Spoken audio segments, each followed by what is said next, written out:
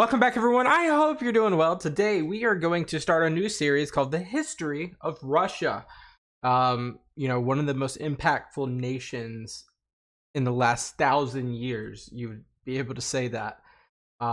Through turbulent times, different regimes.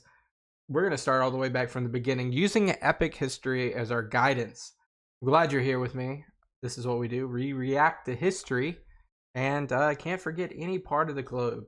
When we're talking about history, a combined collective history we are. So, without further ado, you guys voted on this series. Let's jump into it. Lego, hit that like button. Part 1.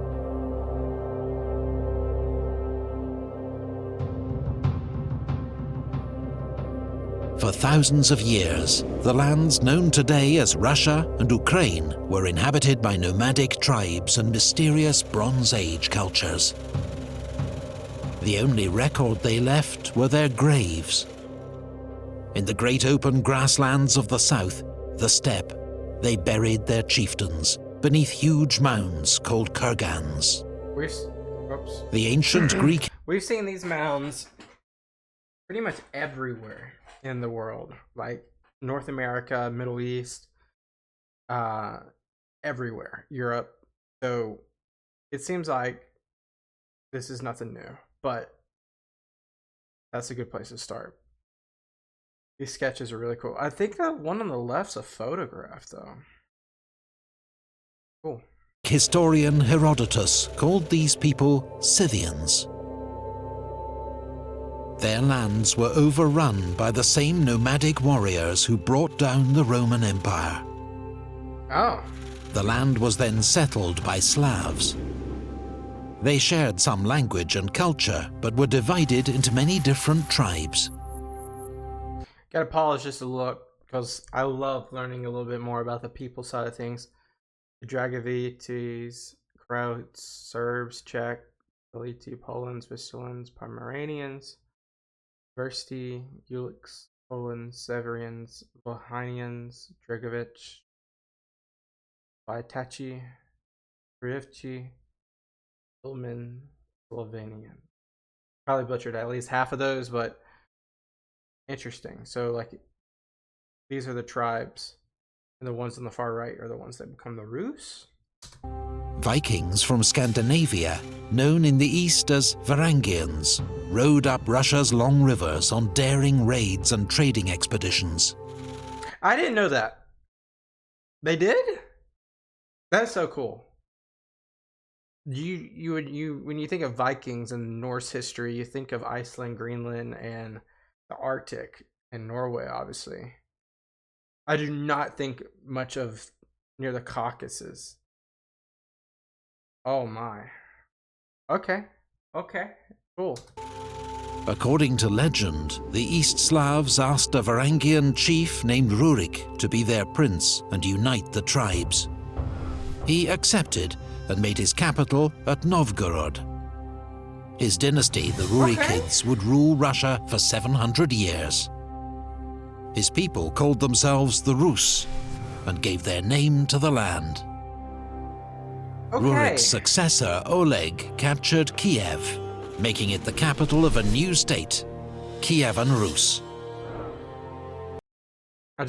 I'm slowing down because this is probably gonna be, setting the stage type episode. So it's going to be very much a fast moving episode, and we're already 900 years and we started at 2000 BCE. So Kievan Rus, Prince Oleg, passed from Prince Rurik, Rus, Kievan Rus, Kiev. Obviously, Kiev today is in Ukraine. A century later, seeking closer ties with the Byzantine Empire to the south, Vladimir the Great adopted their religion and converted to Orthodox Christianity. He is still venerated today as the man who brought Christianity to Ukraine and Russia. Okay. Yaroslav the Wise codified laws and conquered new lands. His reign marked the golden age of Kievan Rus. It was amongst the most sophisticated and powerful states in Europe. But after Yaroslav's death, his sons fought amongst themselves. Kievan Rus disintegrated into a patchwork of feuding princedoms. Just pause to read. Okay. Just as a deadly new threat emerged from the east. Khanate.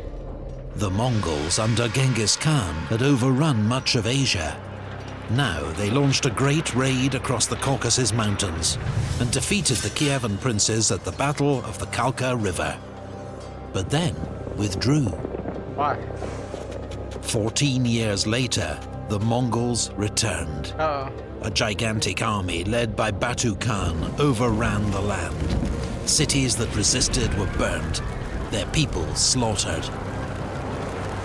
The city of Novgorod was spared because it submitted to the Mongols. Its prince, Alexander Nevsky, then saved the city again, defeating the Teutonic Knights at the Battle of the Ice, fought above a frozen lake. This history is just like, behind the blind spot, there's a blind spot, and this is this. He remains one of Russia's most revered heroes. Alexander. The Mongols ruled the land as conquerors. Their new empire was called the Golden Horde, ruled by a Khan from his new capital at Sarai. The Rus princes were his vassals. They were forced to pay tribute or suffer devastating reprisal raids. They called their oppressors Tatars. They lived under the Tatar yoke. Oh! That's where the Tatars come from. There's a good population of Russia that's still under the Tatars ethnic group. Interesting. Alexander Nevsky's son, Daniel, founded the Grand Principality of Moscow, which quickly grew in power. Under the great Uzbek Khan, the Tatars converted to Islam.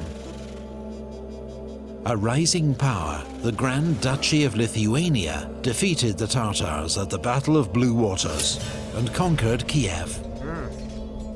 18 years later, Dmitry Donskoy, Grand Prince of Moscow, also defeated the Tatars at the Great Battle of Kulikova Field.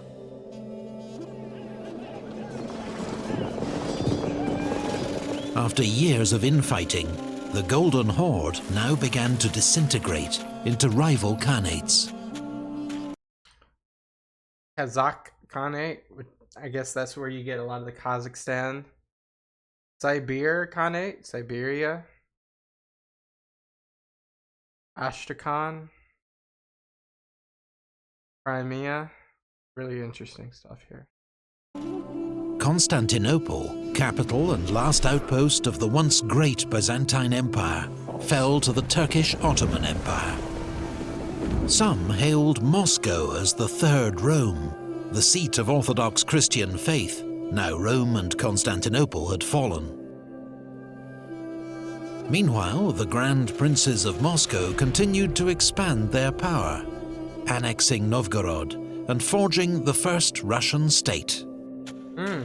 At the Ugra River, Ivan III of Moscow faced down the Tatar army and forced it to retreat. Russia had finally cast off the Tatar yoke. Under Grand Prince Vasily III, Moscow continued to grow in size and power. His son, Ivan IV, was crowned the first Tsar of Russia. He would be remembered as Ivan the Terrible. And why was he named Ivan the Terrible? I wonder if they'll tell me. Ivan conquered Tatar lands in Kazan and Astrakhan, but was defeated in the Livonian War by Sweden and the Polish-Lithuanian Commonwealth. Okay, they're not going to tell me. Guys, tell me why he was called Ivan the Terrible. I'm guessing he did atrocities. Ivan's modernizing reforms gave way to a reign of terror and mass executions, fueled by his violent paranoia. Never mind, he told me. Russia was still vulnerable. Raiders from the Crimean Khanate were able to burn Moscow itself. But the next year, Russian forces routed the Tatars at Molody, just south of the city. Cossacks now lived on the open steppe, a lawless region between three warring states. They were skilled horsemen who lived freely and were often recruited by Russia and Poland to fight as mercenaries. And we'll see them heavily in the 1800s whenever Napoleon invades. They will terrorize that invading force. Ivan the Terrible's own son, the Tsarevich, fell victim to one of his father's violent rages, bludgeoned to death with the royal scepter. The Cossack adventurer Yermak Timofeyevich led the Russian conquest of Siberia, defeating Tatars and subjugating indigenous tribes. In the north, Arkhangelsk was founded, for the time being Russia's only seaport linking it to Western Europe, though it was icebound in winter. Does this become... No, I almost said, does this become St. Petersburg? St. Petersburg is more towards Spagov or Paskov. Ivan the Terrible was succeeded by his son, Fyodor I, who died childless. It was the end of the Rurikid dynasty. Ivan's advisor, Boris Godunov, became Tsar. But after his sudden death, his widow and teenage son were brutally murdered, and the throne seized by an impostor claiming to be Ivan the Terrible's son. He too was soon murdered. Russia slid into anarchy, the so-called Time of Troubles. Rebels and foreign armies laid waste to the land, and the population was decimated by famine and plague. Polish troops occupied Moscow. Swedish troops seized Novgorod. The Russian state seemed on the verge of extinction. Wow, good video. Let's recap real quick. Seems like Russia, Russia's really, they're very much so, I mean, I don't know why in my head I thought they were just so different than like how other nations kind of like started off. They're very much similar to like, I don't know, like an Anglo-Saxon kingdom. Very similar. They definitely, in terms of the kingdom-esque type of build. But it was interesting that they had Viking. I did not know that they had Viking heritage. It's very interesting, actually. So Slavic, Viking, like ethnic groups to begin with, and then that kind of like evolved as more groups come into Rus, eventually Kievan Rus, eventually Russia.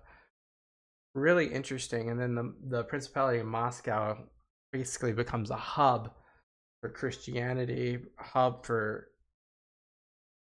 just the Third Rome is what they called it. Trying to piece together my thoughts here. It seems like Siberia is more or less like manifest destiny to the east, and there's not much, you know, besides the Tartars and the devolving Khanate. There was really no force that could stop them from continuously conquering the east. The Lithuanian Commonwealth seems very strong, so we'll have to see what happens there.